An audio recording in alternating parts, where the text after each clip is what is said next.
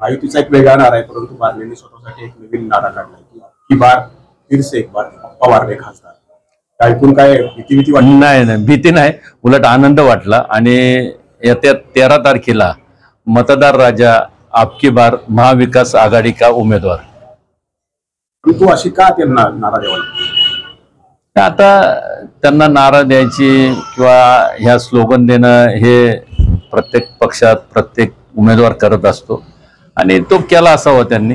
परंतु मतदार सुज्ञ आहे आणि मतदार राजाला माहिती आहे की आपल्या सुखदुःखामध्ये आपल्याबरोबर किंवा आपल्या या भागाच्या डेव्हलपमेंटसाठी कोण वेळ देऊ शकतं, कोण काम करू शकतो.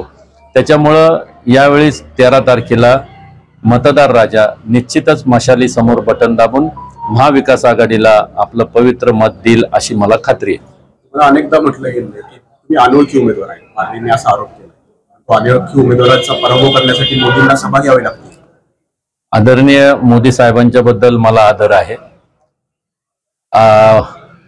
ज्या उमेदवारांनी मोदी साहेबांना या ठिकाणी प्रचारासाठी आणलं त्यांनी मोदी साहेबांना सांगितलं का की समोरचा उमेदवार अनोळखी आहे, मग तुम्ही प्रचाराला नका येऊ किंवा नाही आलं तरी चालेल, अशा पद्धतीचं जर त्यांनी सांगितलं असतं तर मग मोदी साहेब आले नसते. परंतु त्यांनी सांगितलं नसावं असं मला वाटतं.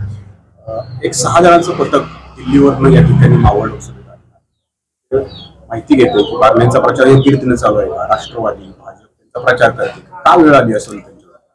नाही, याच्यामध्ये कसं आहे, प्रामुख्याने जर तुम्ही बघितलं तर एखाद्या व्यक्तीच्या वरती विश्वास आणि ज्या पद्धतीनं प्रचार करायला पाहिजे तो प्रचार सोडून जर दुसऱ्या बाजूला जर प्रचार जात असेल तर साहजिकच समोरची व्यक्ती त्या व्यक्तीवरती विश्वास ठेवत नाही.